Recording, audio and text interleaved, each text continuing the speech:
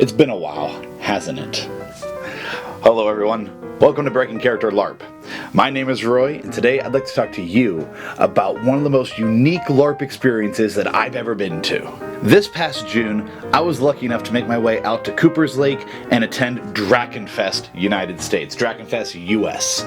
It took place in, again, Cooper's Lake, which is out here in western Pennsylvania. How can I skip out? How can I miss a western Pennsylvania LARP right in my backyard? What I'm going to do is I'm going to take a look and talk about a few things, like a list. I'm going to make like a list here of a few things I want to talk about DrachenFest. What made it really unique, and why you should probably go and check it out next year for DrachenFest US 2024. Let's not waste any more time, let's jump right into it. But first, we didn't have the ability to film anything at DrachenFest, so usually I have like B-roll footage of us like goofing around or people in the background doing stuff. That one, the red one. You good?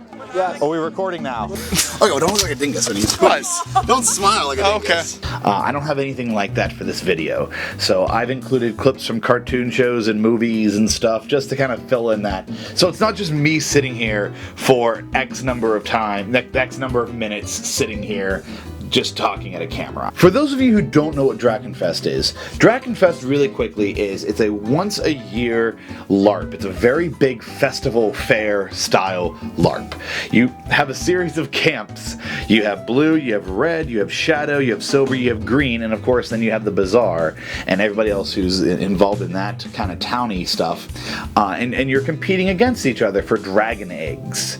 Dragon eggs is the big currency here. Whoever has the most dragon eggs, you are then hailed as the victors and the winners of DrachenFest. But the other way to get these eggs, you can compete in championships. There's some roleplay ways to get these eggs, but the big one that people engage in is the fighting roleplay, the fighting game. Pretty much every camp has a standard. They have a flag, and by having your flag, you get a dragon egg each day for that. The more flags you have, so if you go and capture somebody else's flag, you get an egg for your banner, and then an egg for the second banner, and so on and so forth. So you're encouraged to go out and attack the other camps, lay siege to their walls, get their banners, bring them back to yours to get more eggs so you can become the victor. A lot of people thought that was just going to be straight up combat, but there was a lot more roleplay to be had than just strictly warfare. Bye bye, boys! Have fun storming the castle! I should also preface this before we go any further that, as you can clearly see, the camp that I got to play in was Blue Camp, which was an absolute blast. Blue Camp fit my personality excessively well, and each camp, I could see myself being in one of those camps. Each camp is denoted by either a mentality or a moral value, something that they subscribe to, something that they ascribe to. Green obviously is the forest and nature, red is combat, silver is honor, shadow is death and the beauty that comes with death. It's the goth kids. And then blue camp is the party camp. Freedom, coin, to the drink, and all that in between. I am the Blue Camp. I am the best character on the show. So I guess the big question then is, what made this game so special for me? What made this game make me sit here and think to myself, oh my gosh, I can't wait for next year? What about this game makes me say multiple times that this LARP has ruined me?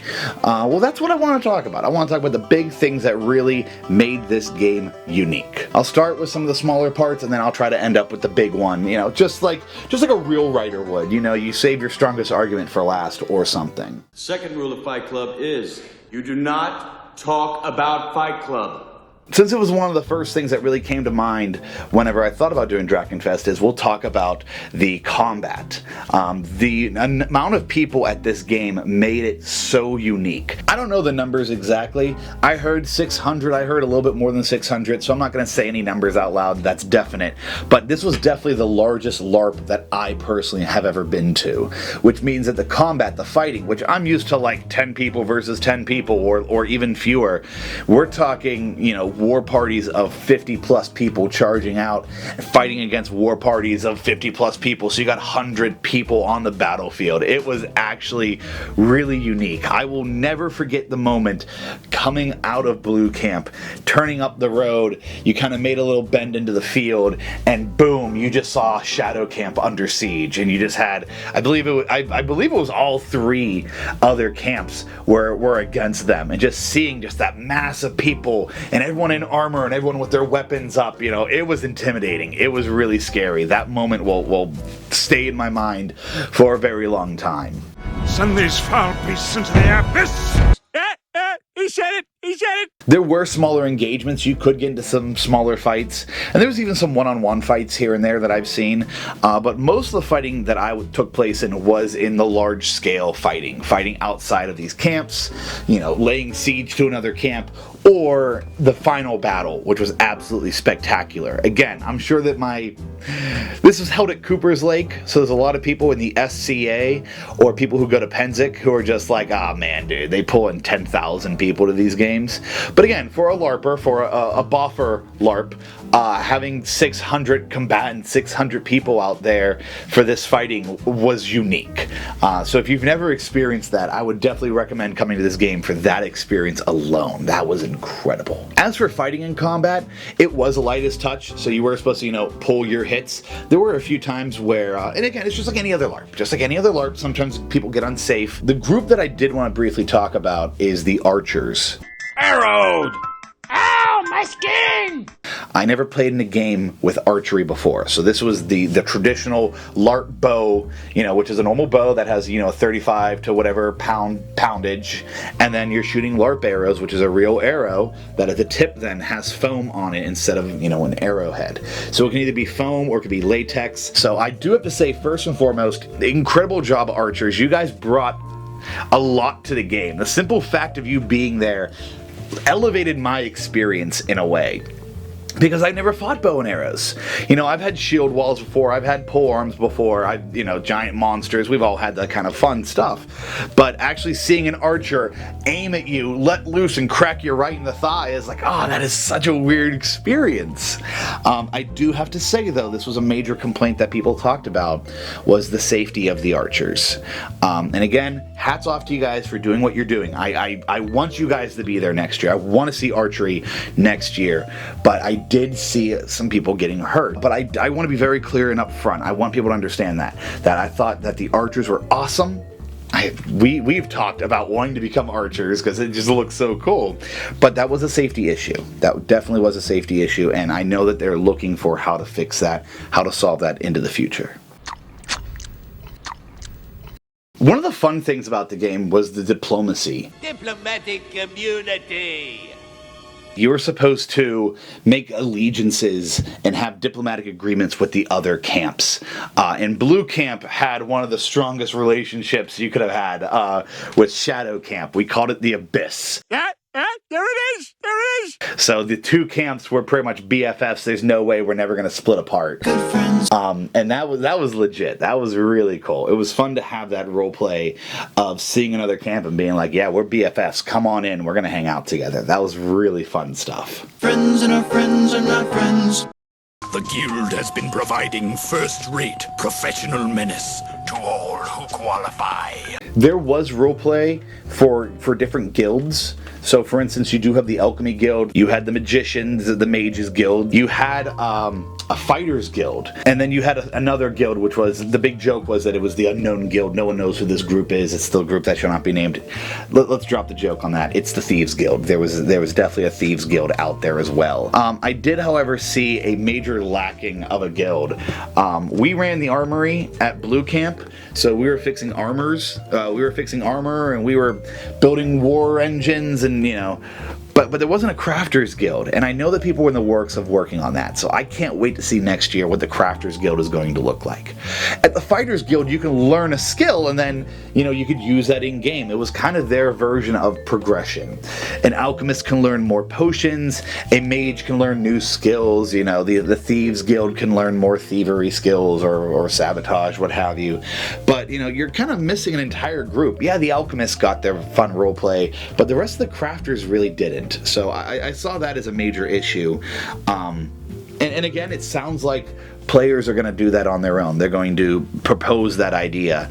And that's one of the big things about this game that I like. It's very player-driven. If a player wants to go do something, they go and do it. There are no NPCs at this game. There's no NPC shift. There is no, oh, here comes the wandering monsters. The wandering monsters are the other camps. The other people at the other camps. For some people, that might have been hard to, transition into. And I definitely heard some people grumbling about, oh, there's nothing to do. Well, I beg to differ, because I had too much to do, and I didn't get to solve most of the things that I wanted to solve. On patrol, I'm on patrol, I'm on patrol. The camps were very interesting. As Blue Camp, and we were kind of working as the guards of Blue Camp, it was a blast. It was so much fun. Who would have thought that guard duty was fun? But we played it like like traditional old guards. We're standing out there, people would come through, we'd harass them a little bit. We charged people a song to come inside. Some people would give us alcohol, to come inside. Oh, we bought a bottle for the bar. The Blue Camp had a bar. A legitimate bar. Somebody brought a trailer, and it opened up, and then boom, you had a legitimate bar. It was incredible. Speaking of alcohol, Break out the ale! These men are thirsty! you could have drinks at this game. A lot of LARPs aren't used to that in the United States. But I didn't see anybody get sloppy. I didn't see anybody get really, gross out drunk. A few friends were like, oh man, I think I had too much. I'm going to go lay down. Very responsible. So that was not a concern that I saw. But being the guards, it was a really fun time. You got to meet a lot of people and learn a lot of people's names. And that's how I got a lot of my roleplay, was standing out front, harassing people as they came through. And then I'd recognize them as we walked through the rest of the camps. So I do want to give another caveat to this. This is the Blue Camp perspective. We are the social butterflies who you have to tell us to shut up at one point. We had a panache contest. We had a fanciest hat contest, for goodness sakes. That just tells you everything you need to know about Blue Camp. So that might eschew my view of how the camp system worked, because Blue Camp was a party constantly. I mean, we went to bed at 1 in the morning. You'd wake up at 3:30, having to go to the bathroom, and there's still people making noise. There's people still up drinking, still partying, still role playing. So it was a blast. It really was.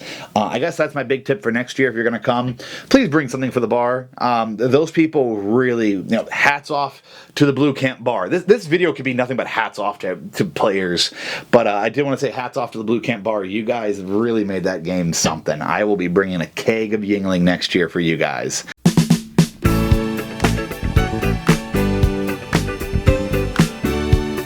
I play these games not really for the combat. If you saw me at game, I had a breastplate on and then swaying a little bit, here and there. But combat isn't my big thing. I go to these games for roleplay, and I go for a sense of community. All the games that I have fallen in love with and that I'll defend with my dying breath, it's all because of the community that has been fostered and created at these games. And DrachenFest is no other. I guess let's end with the cherry on top. Let's start with the cherry on top. There was a song that Blue Camp kept singing. I only drink at Blue Camp because blah, blah, blah, blah, blah, and then you would say something. I only drink at Blue Camp because that's where the bar is, yada, yada, yada. I only drink at Blue Camp because we're the best, what have you. And we sang it ad nauseum. It was funny. But it was the very last time we were all in character, leaving from a big meeting. And it's most of Blue Camp, and we're marching back to our Blue Camp. And somebody, as we're singing, yells out the next verse, I only drink at Blue Camp because that's where my friends are. And I froze, and I couldn't sing any further, and I felt the lump in my throat, and I felt the tears welling in my eyes, and I just grabbed the person next to me, put my arm around him, and just hugged him. And it was like, I'm going to start bursting the tears, and I'm not the only one who mentioned that. Other people throughout the rest of that day were like, I almost lost it. I almost started crying. And I was like, yeah, again, I can only speak for us at Blue Camp, but I didn't meet a single person I did not like at DrachenFest. There are camps that you can have your conflicts with. You can have your conflict with that camp or your conflict with this camp. But individually, each person that I met at each camp, I would consider at least one of those people at each camp a good friend. It was something. It was really something to to just meet these strangers, and then through battle, through conflict, through role play, through whatever, you suddenly feel this camaraderie, this sense of community. I said something before about DrachenFest as like a festival, and I feel that. I feel like this was like a music festival, or this was something, because everyone just brought that spirit, that like loving that loving spirit. You've lost that loving feeling. But they brought that loving spirit to this game. And again, I don't know if that's from the higher ups. If that was, you know, good Lord, I wish I knew how to do this. I wish I knew how to create a group, such a community at a game. I don't know how to do that. Goodness gracious!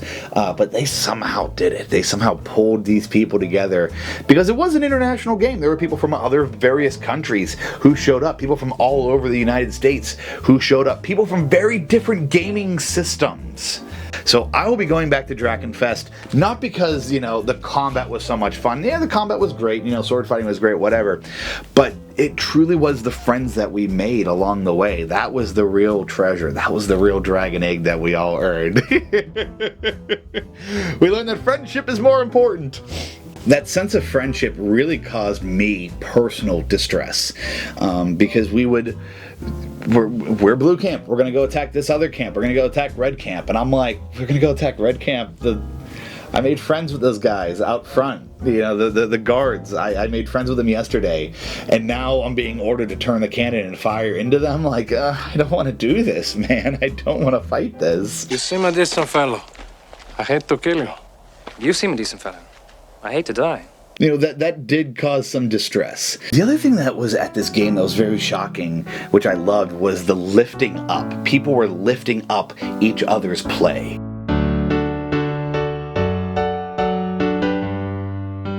You know, very rarely did I hear anybody knocking somebody down or not including somebody. For goodness sakes, the camp champion, it was his first LARP ever. And there was another guy, his costume was incredible. He looked like an undead pirate. It was like his first roleplay LARP ever. And these people came in and they knocked it out of the park. Our champion, our blue camp champion, did a handstand like flip at one point in his audition. Like, you know, he had to fight for his position. He did a flip and we just screamed. We were just like, wah! Oh my God! Oh my God!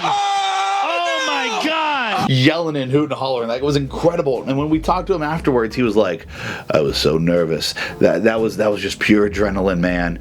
Like, just, these guys were incredible. The group next to us, the museum, I believe their groups were the Dead Hands. They brought a skeleton with them, a cheap Halloween skeleton. They brought it with them, dressed it up, carried it around, and then they found out that in Shadow Camp there was also a skeleton. So of course, what do? Now kiss. They have to marry. They have to date each other. So there was all this really fun dating role play between the two camps. You know, Shadow, Blue. Yes, we're best friends forever, and now we're bonded in marriage. For goodness gracious, we had them in a chair, in a palanquin, carrying them around the bazaar into the other camps the night before their wedding. And people in the bazaar were just going crazy. You know, people were giving them gifts, giving them money, you know, just, you name it, drinking to it. We were like a bunch of sick drinking to a skeleton, be like, yes, you know, to your health, to the wedding, to the marriage, to love.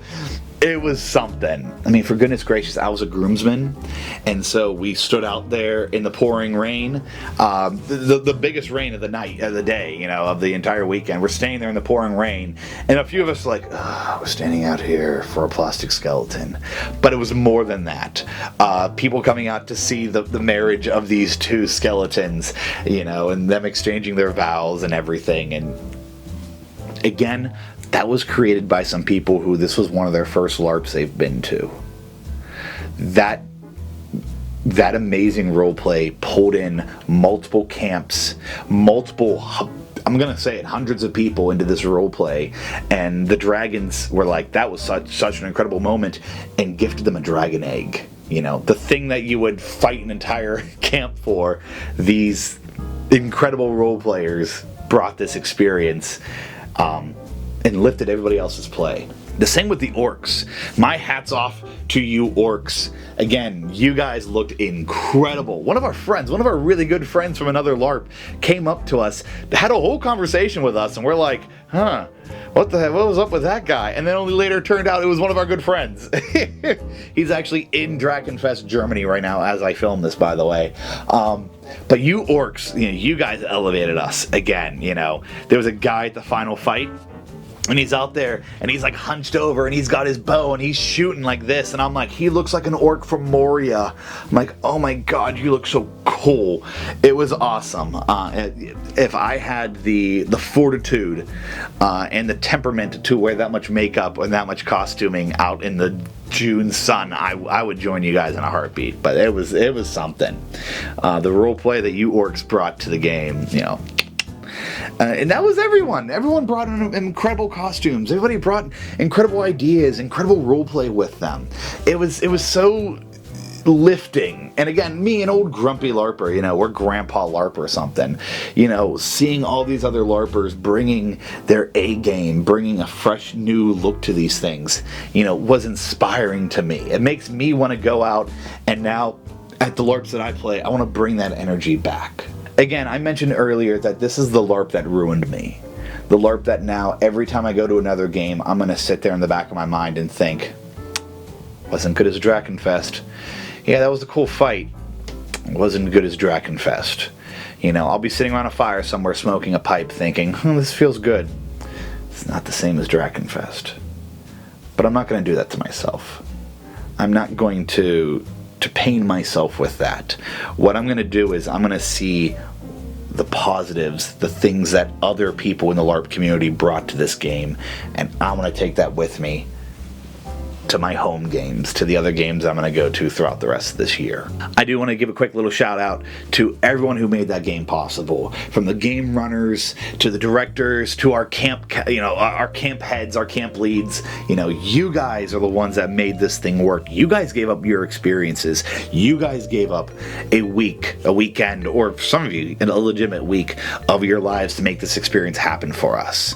So once again, a hats off to all of you. You guys really revel in this and be proud of your work, because you guys, you made something that's unique. You really do. I can't wait to be back for DrachenFest 2024. Final thoughts. This was, I've been gushing about it now for weeks. I've been talking to all my friend groups about how incredible this was. I've been gushing about this and telling everybody how this is an experience that they have to see. They have to go and do this. Even my voice, I'm starting to lose my voice here just from talking so long. I feel like I lost my energy. I lost my pep, my step. I guess I'm getting serious because it's true. I thought this was unique. Maybe you're just looking for a good game to play, and I will again argue that this is a great game to play. We had cannons firing off, obviously all fake cannons. We had a guy who was shooting bow and arrows between our heads like Elrond in Lord of the Rings, that opening scene. It felt epic. You would hear people say things like, oh, Shadow's under siege. People would gear up, put all their weapons on, go out there and march, and you would have people singing war songs as we went out marching. Upstage, lads! This is my only number. You'd have a guy with a drum. Somebody in our camp had a drum, and bum bum bum as you were marching off the war. That's an experience that I'll never get it at a different game. I'll never get that at some other game. Very unique to this. Is it the numbers? Is it the amount of people who show up? Is it that everyone's bringing a different style from all these games across the country? I don't know. But somehow this melting pot of LARPing just created something so unique that I think it needs to be seen. It needs to be lived in. You need to try it yourself to see what it is like. Final thoughts. This was a very unique game. If you can make it out to DrachenFest 2024, then we will see you at DrachenFest 2024. Bredic's Armory will be there. We'll be out there in our shiniest outfits, ready to welcome weary travelers into Blue Camp with libations, with liberty, and everything else that Blue Camp has to offer. This is Breaking Character LARP. Thank you very much for watching. If you'd like to follow more about the things that we do, please subscribe to the YouTube channel. I try really hard to make videos in a timely manner. It doesn't happen. Instagram, we use the Instagram pretty regularly. Please follow us along. We also do miniature stuff. I paint a lot of miniature gaming things as well, and a lot of other goofy things that we do here. So, yeah, that's it. I don't know. I'm tired. I've been talking about DrachenFest for probably a combined 2 hours now in front of a camera. I got nothing else to say. Bye!